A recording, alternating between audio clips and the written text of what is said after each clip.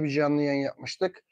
Dünkü canlı yayınımız biraz uzadığı için yayını erken kesmek zorunda kalmıştım ve Ukrayna'da yapılan son bilimsel araştırmalarda hem Batı Avrasya hem Orta Avrupa hem de Doğu Asya'dan gelen insanların gerek Tunç Çağı, Demir Çağı ve Helenistik dönem ve daha sonrasındaki Orta Çağ civarında yerleşimleri, bu insanların e, genetik kompozisyonları hakkında bir yayın yapmak istemiştik.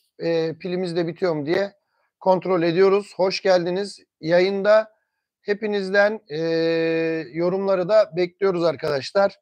Ve günümüzde Ukrayna toprakları olan, Ukrayna Cumhuriyeti'nin toprakları olan Kuzey Pontik bölgesinde, geniş Avrasya Bozkırı'nda, Orta Avrupa'yı Avrasya Bozkırı'na bağlayan bölgenin bir göç kaynağı. Merhaba İlhan Bey, hoş geldin.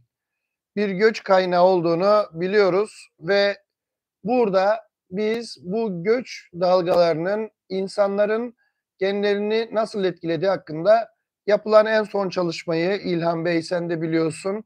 Yayınlandı, hatta Oğuzhan Tekten kardeşim bununla ilgili yorumlar yaptı. İçinde İskitler, Kimmerler, Kumanlar ve Nogaylarla ilgili genlerin de bulunduğu antik insanlardan alınan antik DNA vardı. Burada bunları ne yapacağız? Hep beraber bahsedeceğiz arkadaşlar.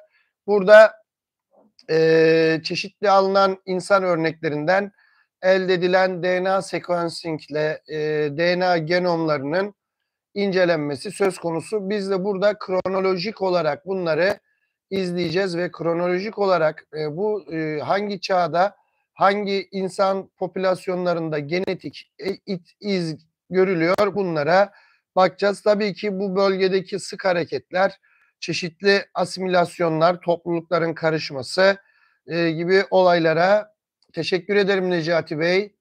Çok sağ olun, çok sağ olun Necati Bey. Bunları belirtecek. Şimdi arkadaşlar, göç önemli bir toplumsal olay. Günümüzde de çok fazla ama tabii günümüzdeki göç olayla o tarihlerdekileri karıştırmamak gerekiyor. Ve insanların, toplumların kültürünü, biyolojisini, genetiğini şekillendiren önemli bir faktör arkadaşlar. Önceki antik DNA çalışmalarında birinci dereceden yaklaşıma göre günümüz Avrupalılarının nasıl oluştuğunu daha önceki bir canlı yayınımda zaten sizlere belirtmiştim arkadaşlar. Hatırlarsanız bir Avrupa Neandertallerden sonra Homo sapiens türünün Avrupa'nın gerçek yerli grupları Western Hunter Gatherer'lardı ve bunlar I2 ve I1 haplogruplarıyla belirliydi. Daha sonra biliyorsunuz Orta Doğu'dan diyorlar ama Anadolu civarından Early European Farmer'lar gelmişlerdi ve yaklaşık 5000 yıl önce de bu Avrupalı soylara Yamnaya kültürü Pontik Bozkır'dan gelerek bir olay Avrupa'nın bugünkü DNA'sını oluşturmuşlardı.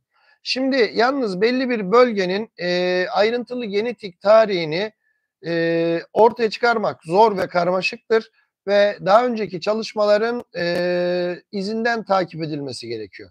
Şimdi Ukrayna bugüne kadar az çalışılmış bir bölge ve az önce size arz ettiğim gibi bu bölgede gerek Tunç Çağı'nda, gerek Demir Çağı'nda, gerekse Helenistik dönemde, yine Orta Çağ'da çeşitli göç olayları ve o bölgeye hakim olan çeşitli insan gruplarının olduğunu biliyoruz. Şimdi o zaman bu az çalışılmış bölgede tarihsel arkeolojik olarak Avrupa ve Asya popülasyonları arasındaki temas bölgesinde bu günümüzün Kuzey Karadeniz'inde, yani Eskişehir'de Pontus olarak geçen bölgede Ukrayna'da canlı insanların, bugünkü insanlarla o tarihlerdeki insanların genetik benzerliğini araştıran bir çalışma var biliyorsunuz.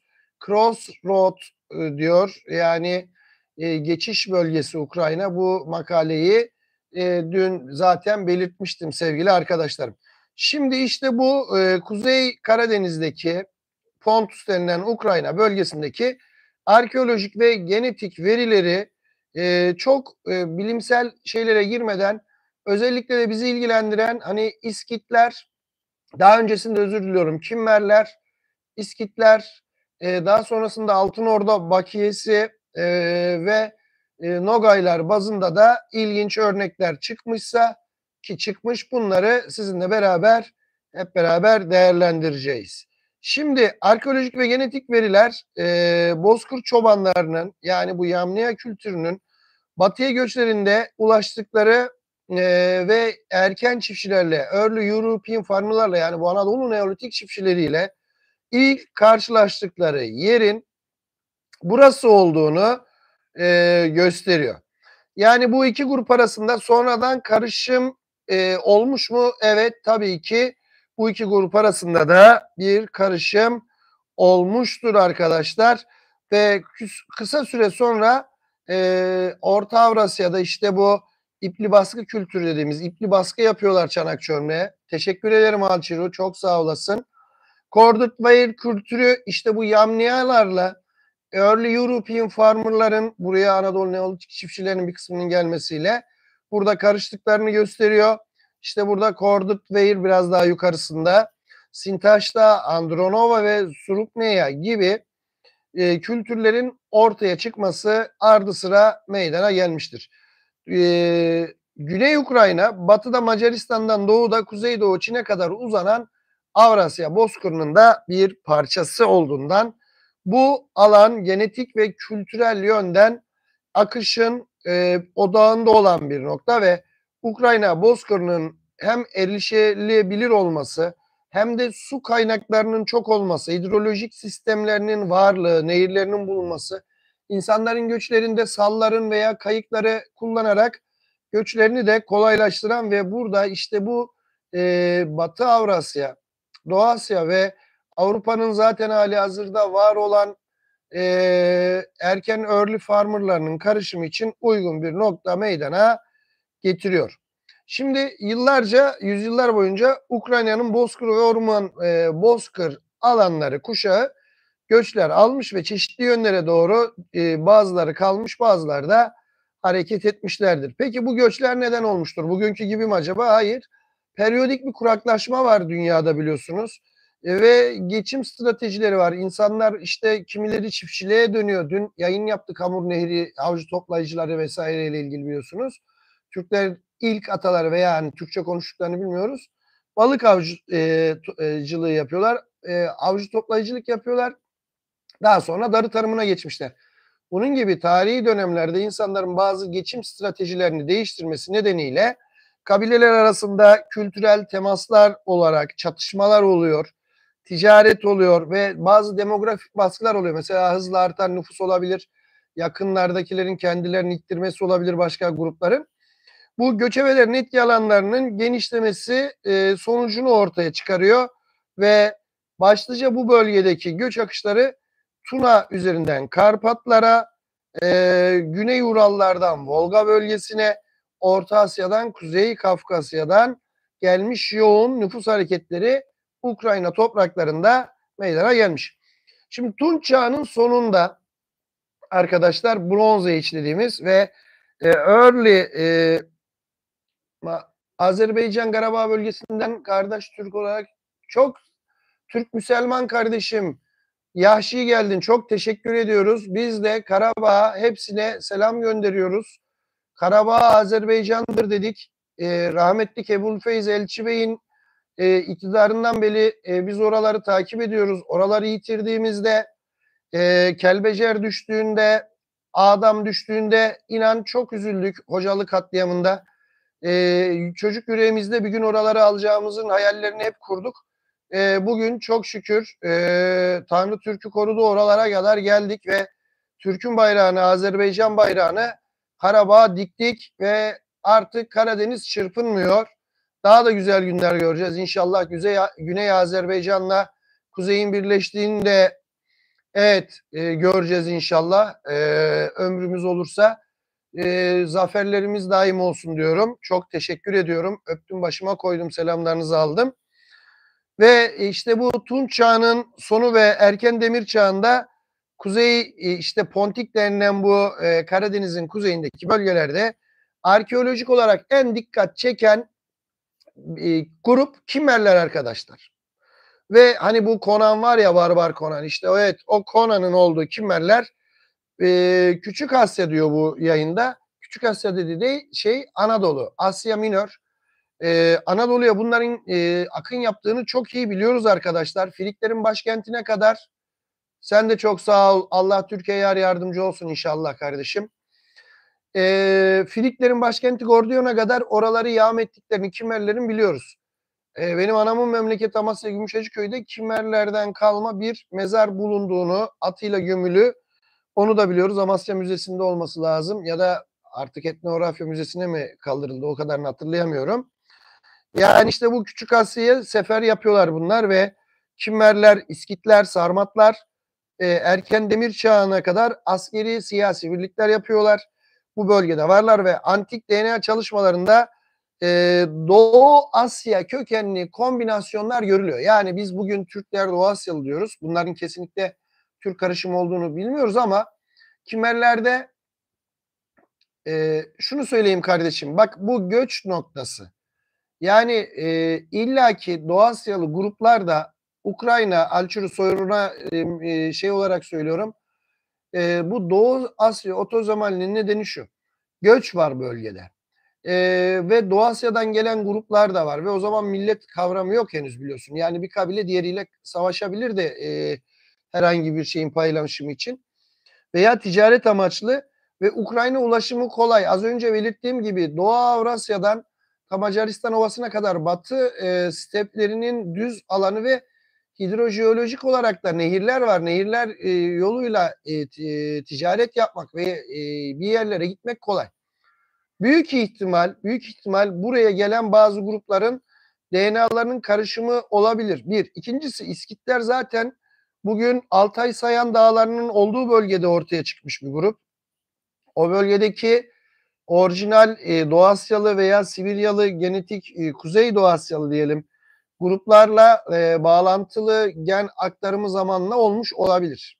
Yani bunlara tutup da bunlar Türk falan filan demek yanlış olur. Özellikle bu hani ben oradakiler için değil, Tuva'daki veya Saka, Pazarık Kurganı'nda vesaire çıkanlar için değil ama bunlar için böyle bir şey demek yanlış. Onu belirteyim. Ve Doğu Asya kökenli değişik kombinasyonlar var Kimmerlerde. Sarmatlarda da var. Bunu belirtelim. Bu var. Yok değil.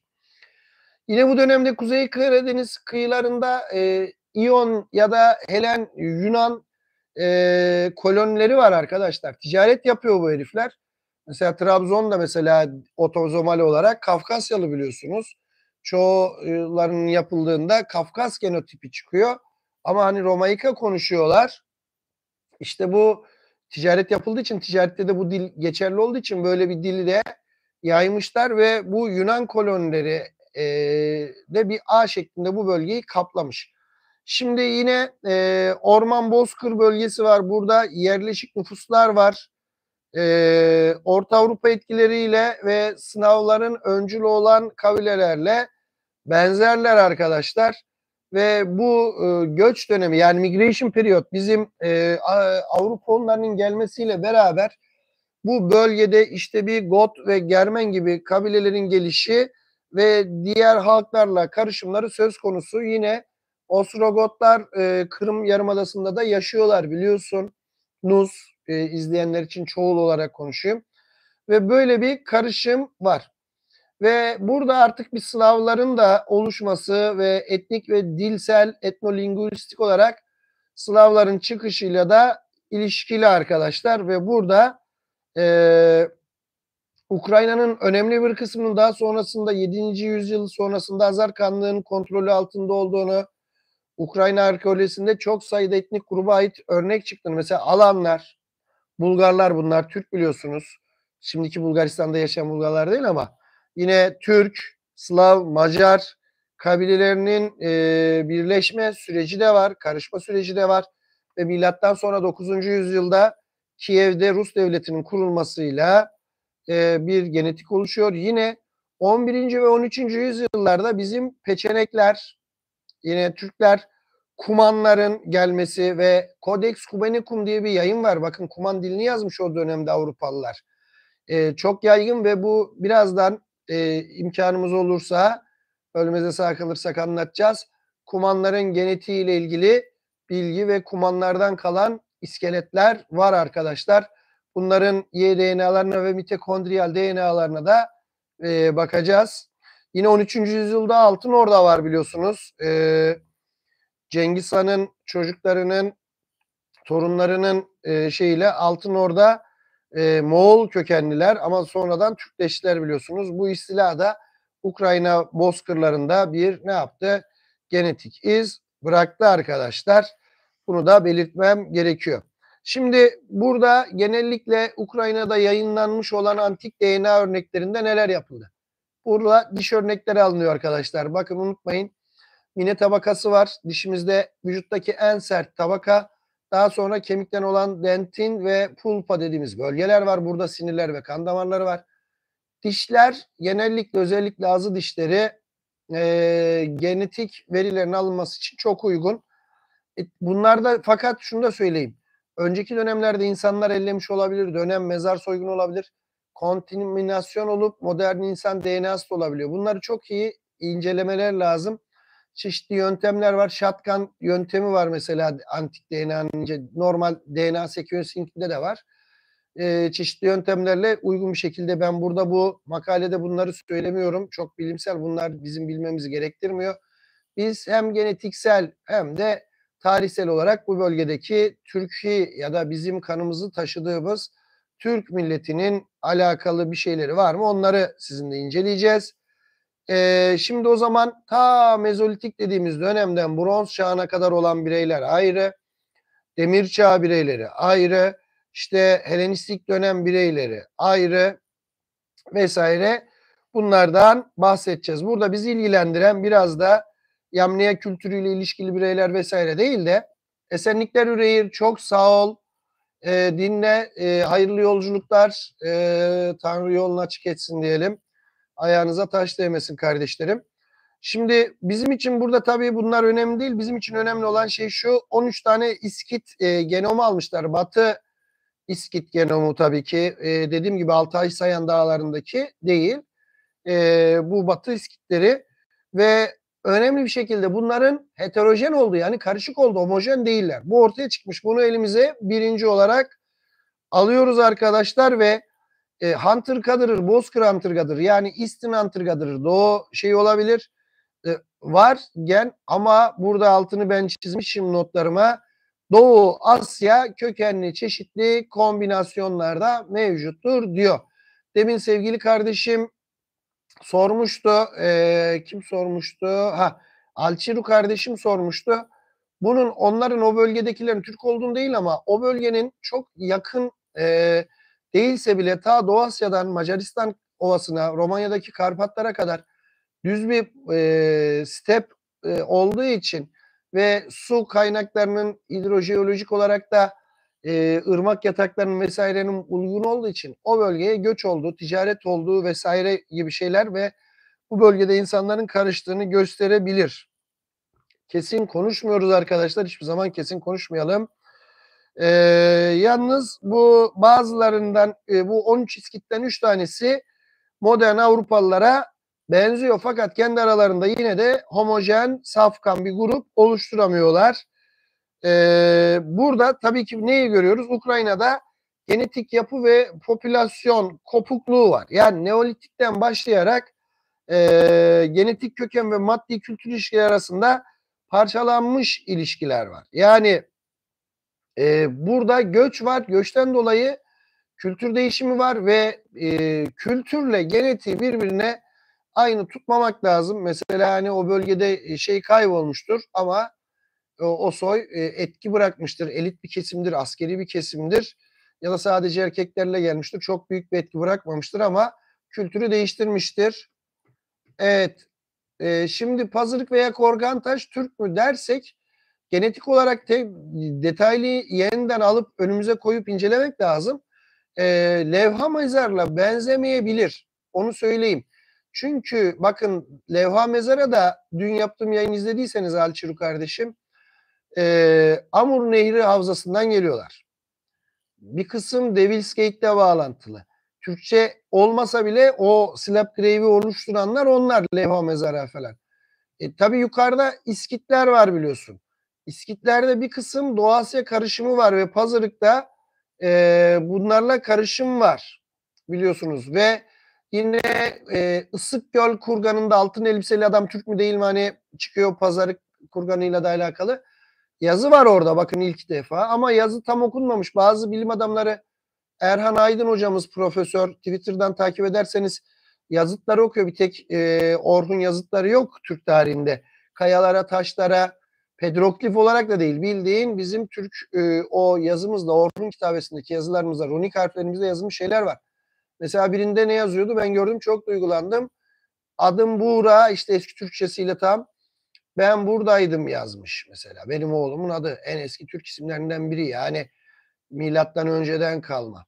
Tamam mı? Bilemiyoruz. Ama tabii ki bunların bir karışımı var. Slapgrave ile yukarıdaki Baykal Hunter Gatherer'ların Amur Nehri avcı toplayıcılarla bir karışımı var biliyorsun. Bazı Türklerde Baykal Hunter Gatherer çıkıyor illüstratifte daha çok. Bazı Türklerde Mongolian Hunter Gatherer diye çıkıyor ya da Amur River Hunter Gatherer diye çıkıyor dikkat edersen. Değil mi? Ama Baykal çıkanlarda Sinitik yok, Çin yok, Yellow River yok genelde. Ama şeyde çıkanlarda var biliyorsunuz. Amur çıkanlarda çünkü onların o bölgede bir Sarınehir çiftçileriyle birazcık West Liao River Mongoloidlerle karışımları var.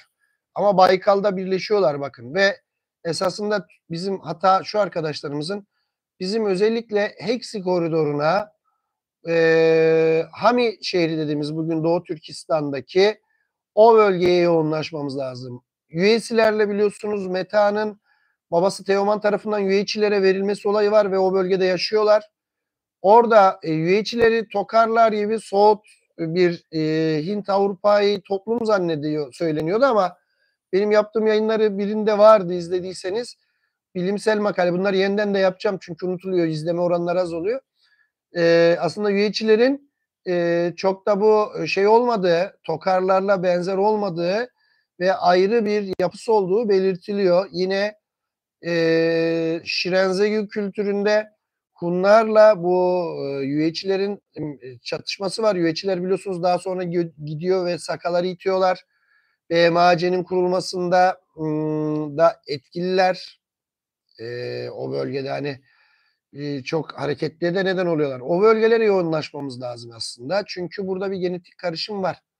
Onun için Pazarık'ta Doğu Asya özelliği olan %30'a yakın şeyler var. Tuva ile alakalı olabilir. İskitlerin yaptığıyla da İskitlere benzer grupların yaptığını da biliyoruz ama Isıkgöl Gurganı'nda çıkan altın elbiseli prensin şeyi Tigi'nin ve diğer şeyler de var. Bunları hem kültür hem de genetik olarak karşılaştırmak lazım. Tamam burada yine buraya devam edersek bu çalışma yani Tunç çağından itibaren erken modern döneme kadar yeni çağ diyelim yakın çağ değil ama Ukrayna'nın demografik tarihine ışık tutuyor. Bu arada biz de tabii ki Kumanlar burada olduğu için, Peçeneklerin göç yolu olduğu için, Asyonlarının bu bölgeden geldiği için, Bulgar Hanlığı'nın biraz daha yukarıda kuruluyor ama geçiş noktası olduğu için, Altın Ordan olduğu için ve Kırım Hanlarımızın avlak bölgesi olduğu için ve çoğu ismin aslında o Türkçeden geldiği için. Mesela Maydan diyorlar değil mi? Maydan'da ayaklanma yaptılar bu turuncu devrim yaptılar Ukraynalılar 2011'de 12'de işte 14'te bu Ruslar o bazı bölgeleri işgal etti. Maydan nedir? Meydan. İzyum kenti diyor. İzyum değil oranın adı. Üzüm. Ha, buralarda bizim genlerimizin ve atalarımızın gömüldüğü yerlerde olduğu için buralarda böyle bizim için önemli ve burada şunu söylüyorum homojenlik pek yok ve bu bölgede çok karışım var. Bunu size belirtmem gerekiyor arkadaşlar. Bu çok bilimsel şeyleri geçiyorum. Burada önüme aldığım notlarda şimdi İskit dönemine ait Y kromozomlarına bakacağım. Hemen şöyle bir bakıyorum arkadaşlar. Kimerler var. Kimerlerin U4A1 var bir tane mitokondriyal DNA'sı. Bu Tamam. U'lar biliyorsunuz Batı Avrasya'da bulunan bir haplogrup. Yine Kimmerlerden kalan R1A M198 var arkadaşlar. Kimmerlerden kalmış R1A Y-DNA. Ama bunun annesi Doğu Asyalı N haplogruplu arkadaşlar. N1A1A1. Yine Harkiv civarında hani bu savaşın yoğun olduğu Kimmerlerle ilgili Q1B YP4000 var. QL53. Tamam mı? Q haplogrup. Bu erkek haplogrubu. Bu QL53'ün bazılarının biliyorsunuz Sibirya'daki Kızılderililerde de bulunuyor. Ve QL53'ün alt dalı Q1B YP4000 diye geçiyor. Hocam bir böyle diyorsunuz bir QL53. Bakın ISOC3 var arkadaşlar. ISOC3'de de bir isimlendirme yapılıyor. Yani aslında sinonim oluyor bunlar. İkisi de aynı şey. Biri mutasyonun bulunduğu yere göre YP işte 4000 diyor. Öbürü de harf vermiş A1 B1 diye. Tamam mı? Aslında Q1 ve YP 400 dediğimiz tam o mutasyonun olduğu yer. Y kromozomunda alttan yukarı doğru giderken. Onu da belirteyim. Hallstatt kültürü var Trakya'daki bunlarda. Bunu dün de belirtmiştim de ilginç. C1A var. C1A CV20. Anadolu'da da bulunuyor. İberya Yarımadası ile Baskların bulunduğu yerde de bulunuyor. Bu C2 değil arkadaşlar. C2 değil. Onu da belirteyim ben size. C1 Anadolu'da da bir 3-5 tane bulunuyor. Bunların da çoğu Trabzon veya Gümüşhane civarından hani yaşayan insanlardan. Bu zaten şeyde The Yetiri'de de Pontus diye yazmış kendisine. Bu çok eski bir haplogrup. Trakya Hallstatt'larda R1A Z645'ler vesaireler var iskitlerde. R1A Z645 kimin alt dalı? R1A Z93 21 25 ve onun alt dalı. İskitlerde var. Dnipro Nehri civarında bulunmuş. Ve bunun annesi de C4 haplogruplu. Yani bildiğin Doğu Asyalı ve C4 ve A8 Proto-Türklerin kadınlarında çok bulunuyor. Onu söyleyeyim. Alfabenin A, B, C, D diye gidenleri kadınlardaki mitokondriyal haplogrupta Doğu Asyalı M ve N var. Tamam mı? X Kafkasyalıdır genelde. H'ler işte bu bereketli hilalden çıkıyor. Batı Avrasya'da var. U'lar var. Onları belirteyim. Yine İskitlerde R1A M420 yani çok üstte kalmış. Demek ki çok kontaminasyon varmış. Alt dallara kadar inememişler. İskitlerin kadınlarında H ve U çok, onu belirteyim arkadaşlar. Ama birkaç tane de gördüğünüz gibi C haplogrup mitokondriyal kadınsal DNA'da var. Kimmerlerde Q1B var yalnız. Onu söyleyeyim. Q haplogrup kimmerlerin erkekleri için konuşuyorum. Ve bazı iskitlerde E1B ve 13 var arkadaşlar. Bakın bu haplogrubu Kuzey Afrika ve Afrika'da Kara Afrika'da olan bir şey ama Avrupa'da biliyorsunuz çok fazla bulunuyor E1B ve 13. Özellikle Arnavutlarda, Yunanlarda, Bulgarların bir kısmında bulunuyor. Bu iskitlerde E1B ve 13 4-5 tane örnekte var. 4-5 örnekte var. Yani bu ilginç. Demek ki bunlar yerellik gösteriyor. Bunlar burada bölgedeki yerel halkla önemli. Belki de bu İskit dediğimiz şey de bir kültürel şeydir. Belki de ortak bir dili bile yoktu. Onu da belirteyim. Gördüğüm kadarıyla bir tane Harkiv bölgesinde R1A Z93 var İskitlerden kalma. R1A'lar yine yoğunlukta ama E1B'ler vardı.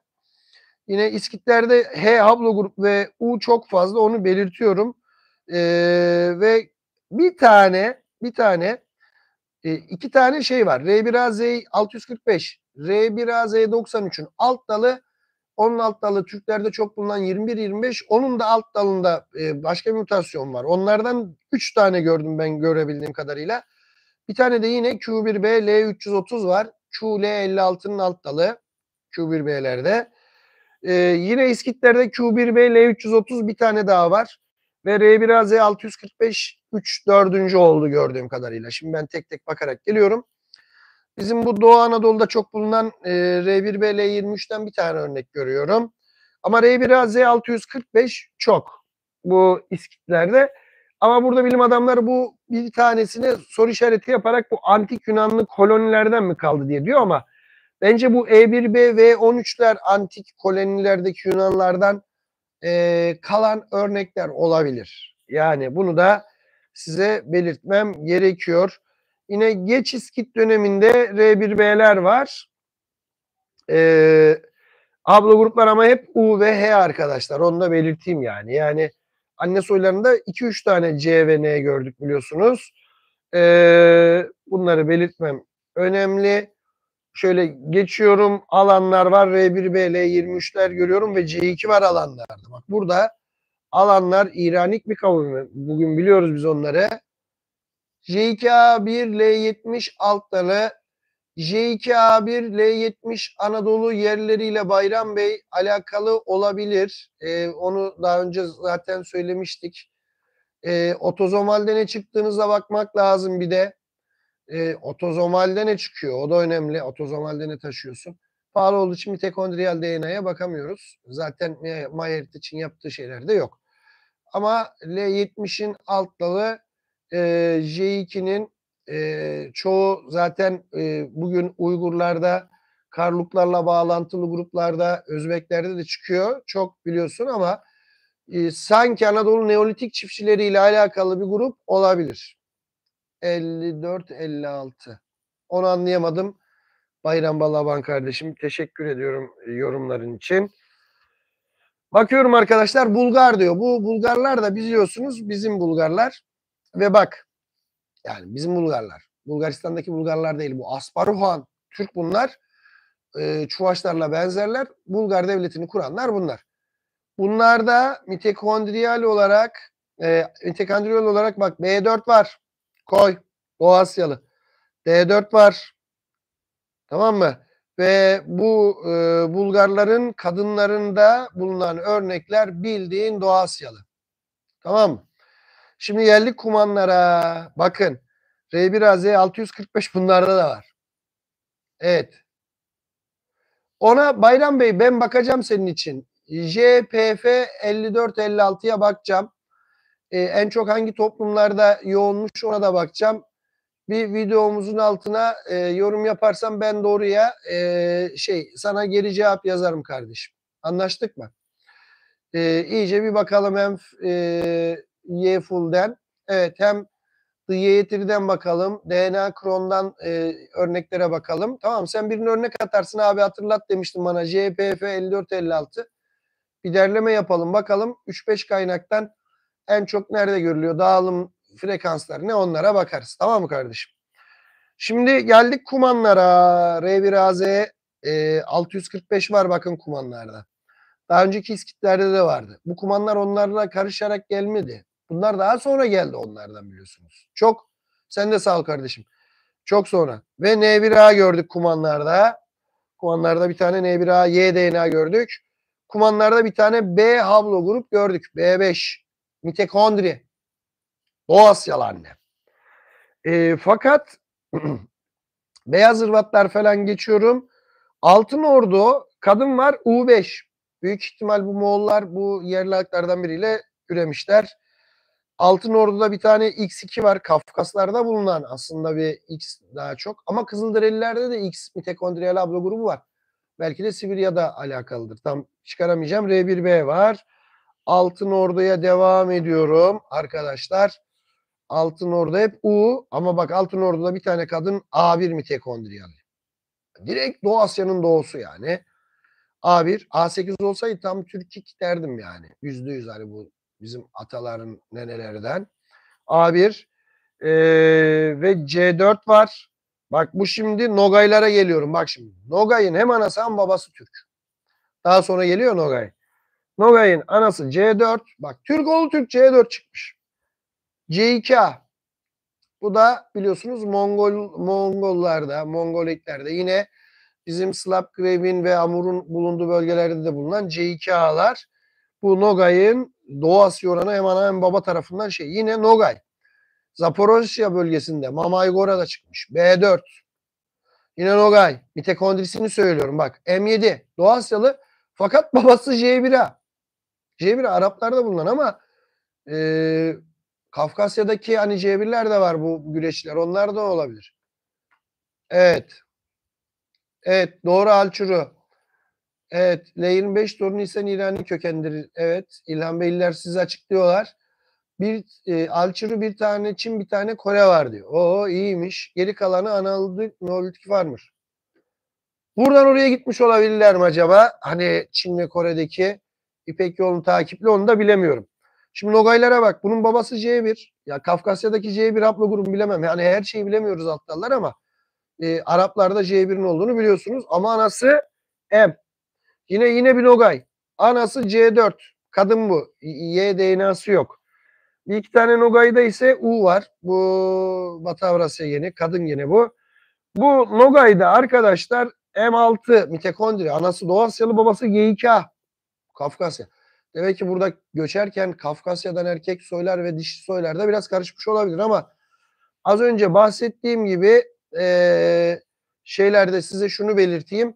Bizim bu Nogaylar daha sonra belki de o bölgeye geldikleri için İskitlerde göre çok daha fazla, Kimerlere göre daha çok fazla, erkek ve dişi ve Kumanlara göre de daha fazla Doğu Asya genleri çıkarmışlar. Şimdi adamlar Hint Avrupalı olduğu için kendilerine yönelik bunu inceliyorlar. Ben de bu makaleyi alıyorum, altına çizdiğim yerler beni ilgilendiriyor. Yani Türkleri ilgilendiriyor. Asil kanı ilgilendiriyor. Yani damarlarımızda muhtaç olduğumuz asil kanı ilgilendiriyor. Ben de bunu inceliyorum. Ersen abi hani yayın yapıyorum falan filan demeyin. Ben bu makalede işime gelen demeyelim de bizi ilgilendiren, bizim ilgimizi çeken şeylere bakıyorum. Onu da söyleyeyim arkadaşlar. Şimdi o zaman bir de böyle toplamak babında geç Tunç çağından itibaren yakın çağa kadar kimler vardı, kimler daha baskındı, orada nasıl bir genetik parmak izi bıraktı onlardan bahsedelim. Şimdi İskit öncesi dönem geç Tunç çağında, Demir çağının başlangıcında bireylerin mitokondriyal DNA'ları U, HV, H, T, K, J, N1A. Bunların erkeklerin çoğunun Y kromozomları ise R1A'ya ait. Bunu bilelim. Daha İskit dönemi başlamadan. Daha sonra işte bu Bozkır göçlerinden sonra, Bozkır'dan gelen göçlerden sonra Türk tarafından çok sağ ol, çok teşekkür ederim Bayram Balaman kardeşim. Şimdi bundan sonra gördüğünüz gibi Kimerler'de demin de açıkladım Q1B YP400 var. Orta Asya, Sibirya'da yaygın. Okey. Ancak Avrupa'da değil. Bir tane bu Trakyalı Hastalt bireyi var demiştim ya C1 haplogrup. C ama C1. CV20 diğer şeyi de hani mutasyonuna göre. Evet. JM205 Ademcim. Valla bir yorum yapın lütfen. Bir videolarımızın altına Ersen abi diye yani yakın videoların birini geçmiş değil de bazen bildirimleri görmüyorum. Sizin için inceleyelim.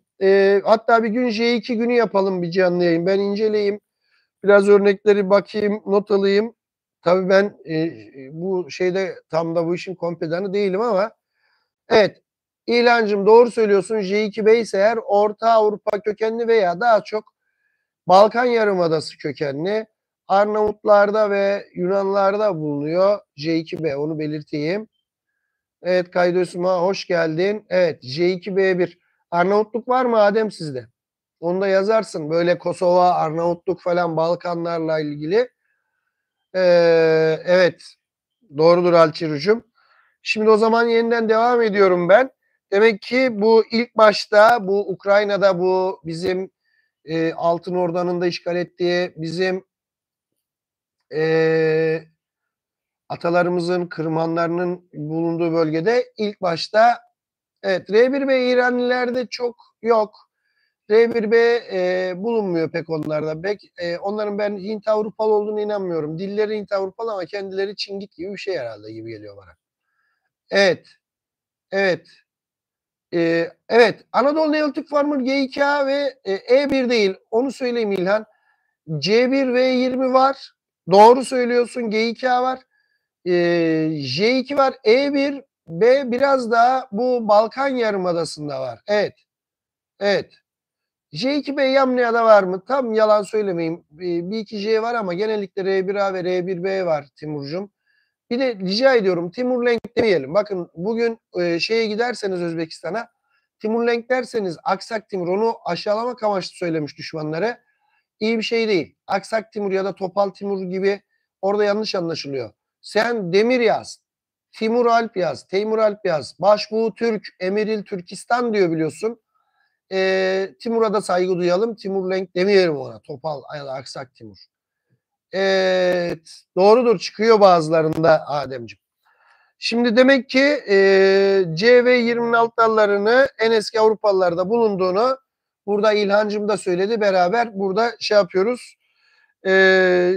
Burada belirttik ve bu ilk Tunç çağında bugün o bölgelerde Ukrayna'nın Pontik steplerinde R1A erkek haplogrubu, kadınların mitokondriyal olarak da U, H, V, T, K, J ve N1A'lar bulunduğunu biliyoruz. Daha sonra Kimmerlerde haplogrup Q1B, YP400 Orta Asya ve Sibirya'da yaygın, Avrupa'da çok nadir değil, hatta görülmüyor bile. Bunu da belirtelim, gelmiş ve böyle bir o şey ortaya çıkmış. Şimdi karışım analizlerini de yapmışlar. Yaptıkları yöntemleri anlatıyorlar. Bunları ben şey yapacağım PCI'da temel bileşen analizinde. Evet, Timurlenk J2 M172 arkadaşlar. Doğrudur. Doğrudur. Timur R1A değil ya Timurlenk. Bu Ruslar hani bunun 2. Dünya Savaşı çıkmadan önce kafatasını alıp ölçtüler ya, o zaman sadece biliyorsunuz genetik yoktu. Antropolojik olarak incelediler yani. Tamam mı? Ve orada dişleri falan da var alınan J2M172 J2A1 çıktı diye biliyorum ben de. Ya eğer bir yayın falan varsa bildiğin onu bizimle. Altın elbiseli adamı bilmiyorum kardeşlerim. Yalan söylemek istemiyorum. Altın elbiseli adamın o pazarı kurganında çıkanın hablosunu bilmiyorum. Bilmediğim şeyler hakkında söylemeyeyim. Dediğiniz doğrudur. Eğer bir makalede vesaire okuduysanız, ama rica ediyorum Twitter'da falan, sosyal medyada yazanlara çok bakmayın. Palavracılar çok. Ama bir makalede varsa, mesela bakın biz bugün bu 2025'in hemen başında, ocağın sonunda yayınlanmış makalede ve alınan antik insanlardaki DNA'larla konuşuyoruz. Tamam mı? Çok fazla sosyal medyaya takılmayın. Sosyal medyaya bakarsan Türklere Türk değil diyorlar. Dün de Zurna'nın biri gelmişti. O Nice Greek Stream yazmış. Yani o canlı yayın Yunanlı'nın biri bana Rum demeye kalkıyor. İzlediyseniz ben de ona biraz cevap verdim. Tamam, mesajı göster. Bir mesaj gelmiş. Bismillah. Kötü bir şey mi? Evet. Vallahi Barlas R1A dediler diyorsun. Bilmiyorum. Tamam mı? Tamam. Kötü bir şey mi var bilmiyorum. Moderatörün biri değiştirmiş diyorlar. Çok o kadar bilemiyorum ben. Tamam arkadaşlar. Gizledik. Gizledim. Yayınım inşallah izleniyordur. Görülüyordur. Sen de buradan git be ya yazı. Evet. Evet, göremiyorum. Evet. Şimdi arkadaşlar nerede kaldım unuttum. Arada kaynamalar oluyor tabii ki. Kimmerlerin Doğu Asya genetik etkisine sahip olduğunu belirttik. Trakya'daki Hastat kültüründe C1 var. Demek ki bunlar Avrupalı değil de ya da Avrupa'nın yerlisi ama EEF, Early European Farmer'larla uygun oluyorlar diyebiliriz. Şimdi buradan ben nereye geçeyim? Arkadaşlar, evet. Slapgrave muhabbeti olmuştu. Burada Slapgrave'le modellenebilen kişiler var falan demişlerdi yayında. Slapgrave'le bazı şeyler Slapgrave'le bağlanabiliyor. Levha mezar kültürüyle ilişkili bireylerle modellenebilenler var. Makul sonuçlar da verenler var. Tamam mı? Bunları da belirtelim. Yine Ukrayna'daki Tripilla bölgesinde Yamnaya ve Mongolia Slapgrave içeren makul sonuçlar veren 26 örnek var diyor. Demek ki az da olsa. Evet Ademciğim, şimdi şöyle bir şey var. Bizim sülalemiz ablo grubumuz Q. Benim dedem 2 erkek kardeş, bir sürü kız var. erkek kardeşinin de 5 oğlu var. 5 oğlunun yaklaşık 15 kızı var. Hepsi gitti. Soylar tükendi. Dedemin 5 oğlu var. Bir kızı var. 5 oğlundan biz 22-23 tane kuzeniz. 8 ya da 9 tane herkes, şimdi sayamadım. Bir benim oğlum var, bir de benim bir kuzenim var, Bülent Gökhan var, oğlu. Yani şimdi biz yaklaşık olarak 100 kişilik bir aileyiz. Erkek torun 2 tane var Q olarak şimdi aktaran. Anladın mı? Kız veriyoruz. Benim hablogrum Q, QK, Y 2052 veriyor ya da 2046 veriyor bazı kaynaklarda. QM 378. İlk oluşum yeri Kazakistan. Bizim hablogrubun tam örneği Hindistan'da yüksek, o dağlarda, Himalayaların olduğu yerde çıkıyor. Pencaplılarda çıkıyor. Çin'de Abu Santer mezarlığında çok var. Yine Çin'de Doğu Türkistan'da çok var. Çin'de bu benim hablogrup sadece Uygurlarda ve Yugur denilen bölgelerde var. Bizim dalın 6000 yıl sonra oluşmuş başka bir alt dalı var. Bu da Aşkenaz Yahudilerinde çok görülüyor, onu belirteyim. Ama arada 4-5 bin yıllık var. Bizimki daha yukarıdaki mutasyon. Büyük ihtimal Amasya Merzifonluyum. Çelebi Sultan Mehmet'in Amasya Timur'un Yıldırım Yenildiğinde çekildiğini biliyoruz ailemizin. O bölgede oğlu 2. Murat'ın yaptırdığı cami var. 1411 yılında bütün sülalemiz orada. Bütün mahallede zaten seçkin Türk ailelerdi. Hiç aramızda mahallede Çerkez, Gürcü, Abaza bir şey yaşamazdı. Sonradan gelen birkaç aile haricinde. Herkesin lakabı vardı. Büyük ihtimal Çelebi Mehmet'in çekilmesiyle geldiği cündileri, yani süvarilerin soyundanız. Çünkü dedem babasında at yetiştiricisi olduğunu çok iyi biliyorum. Çelebi Sultan Mehmet Camisi, Medrese Önü Camisi diye geçer. Cami Cedid Mahallesi diye de geçer Merzifon'da. Tabii oralar hep dağıldı, aileler dağıldı ama o mahalledekilerin de evet, çoğu çocuğu hepsi askerdir. Hep subaydır. Bizim sülale de öyle. Çok fazla. CM205 çıktıkça. Bak Bektaşi, Tokat'taki arkadaşım Bektaşiler Arnavut da o Arnavut Bektaşilerinden olabilir. Onu söyleyeyim Ademciğim. Hablo gruplarınıza çok takılmayın. Kalbiniz Türk diye atıyor mu ona bakın. Bir. İkincisi, otozamalde %1 bile olsa Doğu Asyası bir yegeniniz var mı? Güneydoğu Asya'nız var mı? Bitti. Sen etnik Türksün. Olabilir, dedelerin karışmış. Evet. Azerbaycan köken. O zaman işte Albanya'sı var ya, şeyin Kafkasya Albanya'sı var. Biliyorsun. Sen oraları araştır. Karabağ'da. Onlara da bakmak lazım. Değil mi? Şimdi nereye geldik biz? Tunç Çağı'nı bitirdik. Demir Çağı'na mı bakacağız arkadaşlar? Evet, oraları geçelim. Demir Çağı'na bakalım. Evet. Evet. Ya Osmanlı şehzadeleriyle ilgili hep bir şeyler diyorlar. Yusuf İzzettin J2A çıktı diyorlar. R1A Z93 çıktı diyenler var. Vallahi bu işin garantisini söyleyeyim size. Bursa'da Tophane'de Orhan Gazi ile Osman Gazi'nin mezarlarından birer diş örneğinden izin verirlerse bakacağız. Selçuklu sultanlarının da hani şeylerini aldılardı sözde. Oradan da bir hikaye çıkmadı. Yani Selçuklu sultanlarının Alaaddin Keykubat'ın falan aldılar yani Konya'da. Ama o mezarları zamanında hani kaybetmişler, köpekler kemikleri götürmüş.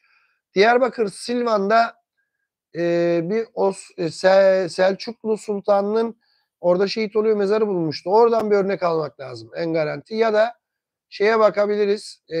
Samsun Vezirköprü'de son Şehzade Mesut bu İlhanlılara, Moğollara isyan ediyor, geliyor. Şehit düşüyor biliyorsunuz. Samsun Vezirköprü Gölköy'ünde Selçuklu mezarı var. Yine Samsun Havza'da Şih Safi köyü var. O Şeyh Safi köyünde yatan da yine onun tahta geçememiş Şehzade'nin çocukları var. Oradan alınabilir. Kubatoğlu Beyliği var. Keykubat'tan geliyor Samsun Ladik'te. Onlardan alınabilir. Yine Merzifon'da Taşan Beyli var. O Taşan Bey de onun Atabeyi, Lalası yani. Onun şey Abdurrahman Ruymi yazıyor, yatıyor. Akrabaları var biliyorum. Babamın arkadaşıydı. Erkek bireylerden bir iki kızı vardı. Rahmetlik oldu. Yayın gitti geldi mi? İnşallah uzun süreli gitmemiştir arkadaşlar. J grup mitokondriyal erkekten farklı. Tabii ki mitokondri çok farklı bir şey. Erkekte mitokondrisiyle alakası yok. Bir kere erkeklerdeki J haplogrup mesela insan kromozomu. İnsan. Mitokondri bir organel ve bu organel kendi DNA'sına sahip hücrenin içinde. Bakteri DNA'sına sahip. Çok kısa bir şey var, yaklaşık yalan söylemeyeyim de 700 mü 800 baz dizilik bir şeyi var. Onu belirteyim.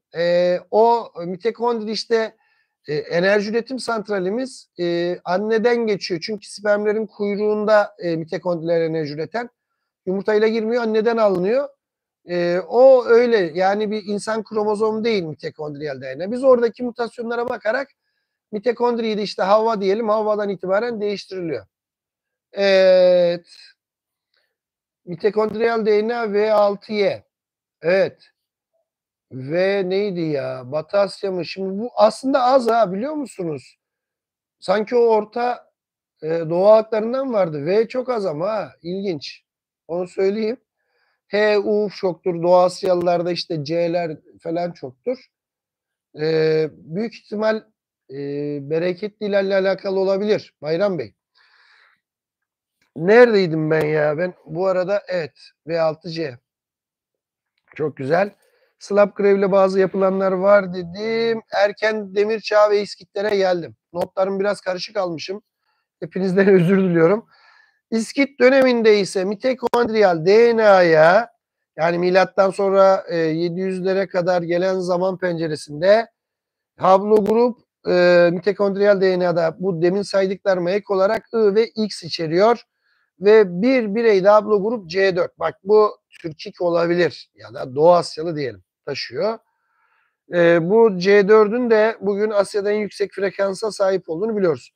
Şimdi İskitlerde kromozom E1B V13 dedim. Bakın bu şeylerle alakalı olabilir dedim bunların bu İskitlerin. Yerel halk bu Yunan kolonileri çünkü Yunanlarda E1B V13 çok bulunuyor demiştim. R1A var, R1B var, E1B var ve Orta Asyalı Q1B L330 var. 3 tane mi saymıştık sizinle beraber? 2 tane mi saymıştık? İskitlerle beraber bunlar gelmiş. Ve bu bazı başka bilim adamlarının aynı bölgeden yapan başka kurganlardan mesela alınan örneklerden yayınlanmış bilgilerle aralarında yakın genetik ilişki olduğunu gösteriyor ve Kiev bölgesindeki bir numaralı kurgandaki mezardan alınan kişinin büyük ihtimalle aynı bireye sahip olan U5, A1 ve R1A olduğu için özdeş örnek içeriyor. Yani bunlar kardeş, anne baba bir kardeş olabilirler.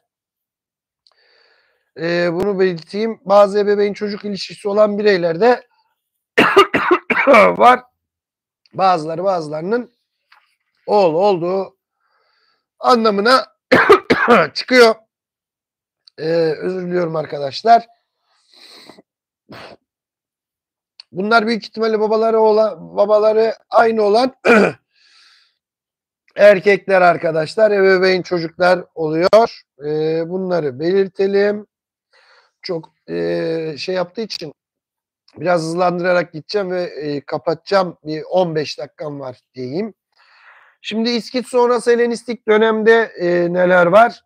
Veya erken Orta Çağ'da Güney Avrupa'da Orta Asya'dan gelen ata profilleri de var. O zaman demek ki Demir Çağı'ndan sonra Helenistik dönemde veya Orta Çağ'a doğru giderken Güney Avrupa'dan gelen bir şey var. Kafkasya ve Orta Asya'dan gelen ata profilleri var.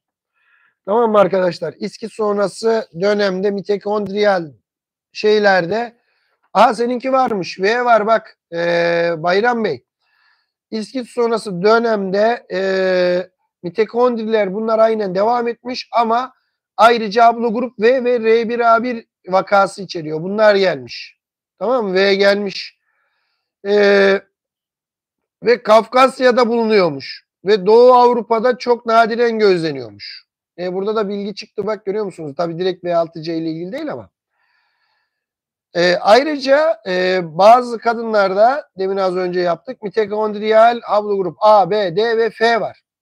Bunlar direkt Doğu Asyalı biliyorsunuz. Ve Doğu Asya popülasyonlarına çok yayılıyor.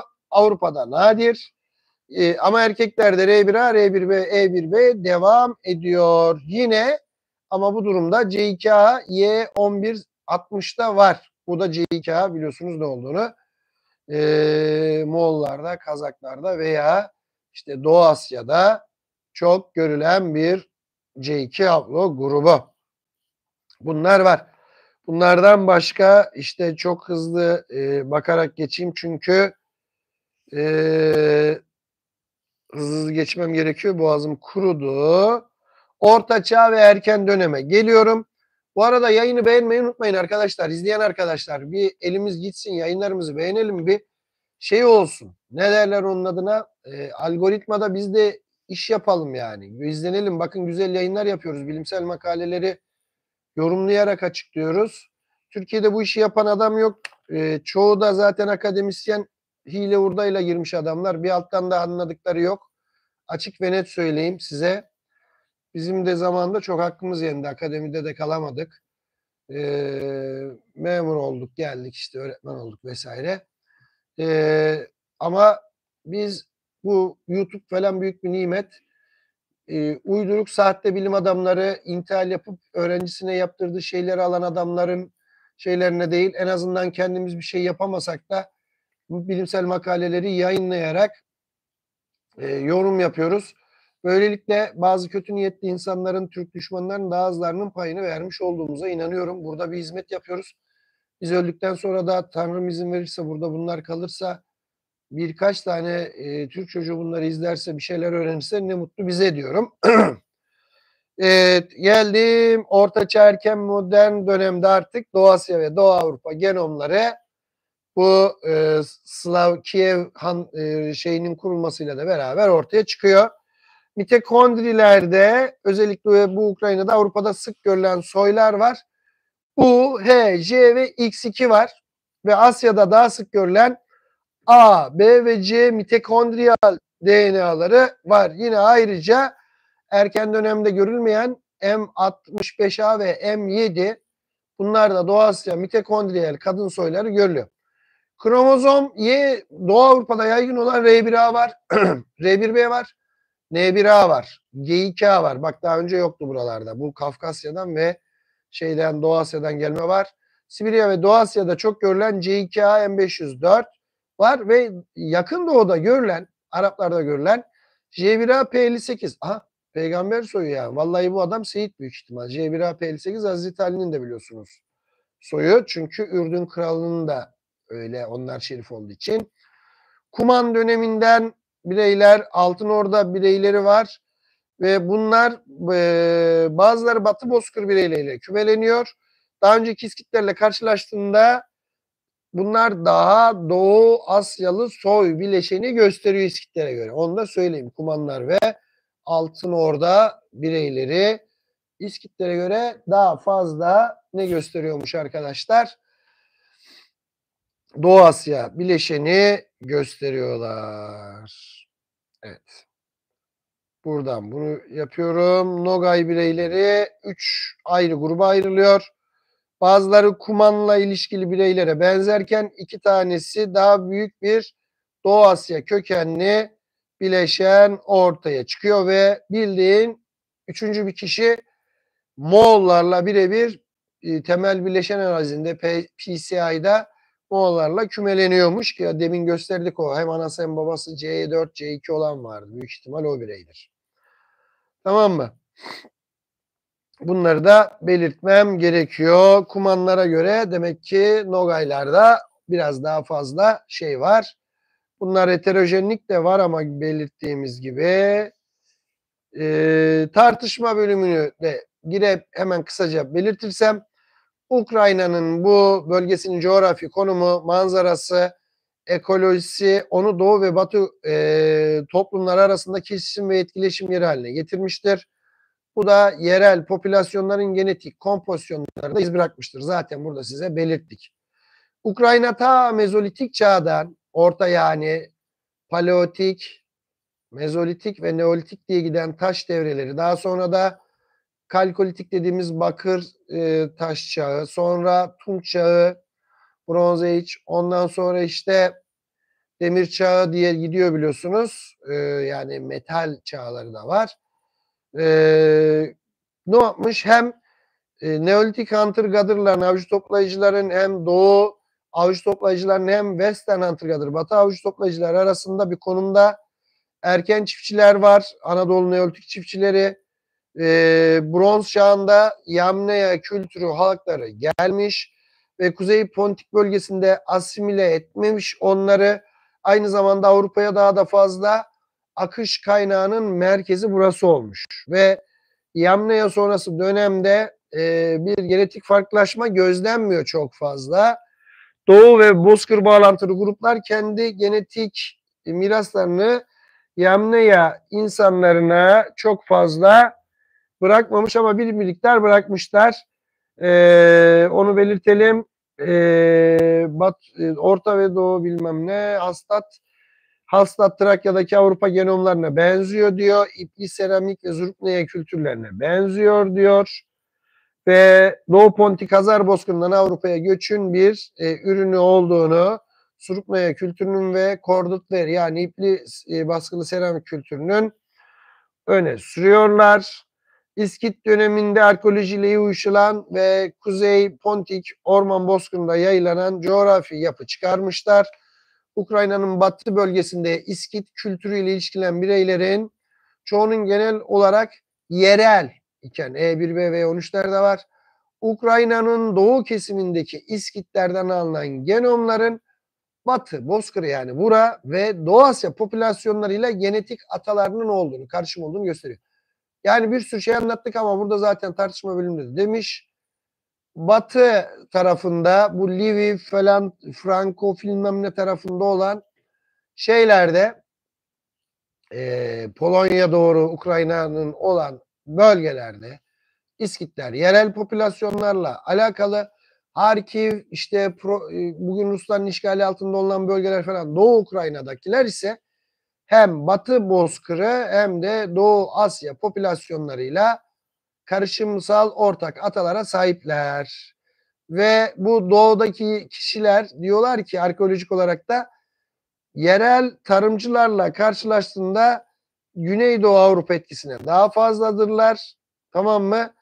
E1B dahil ve göçebe seçkin bireyler. Bakın demek ki bunlarda bu bilim adamları bunu diyor.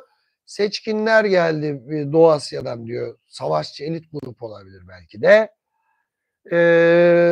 Böyle doğuda bir Batı Bozkır kökenli bireyler var. Yanında da ufak da olsa bir Doğu Asya İskitlerde bu Ukrayna'daki var diyor arkadaşlar.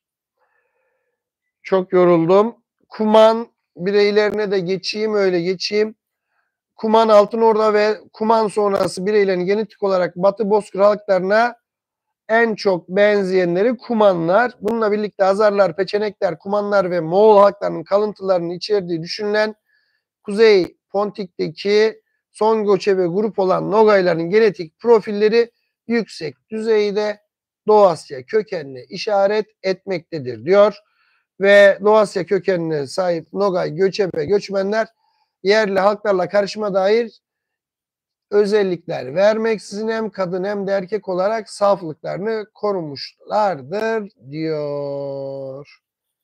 Çok yorucu bir yayın oldu benim için.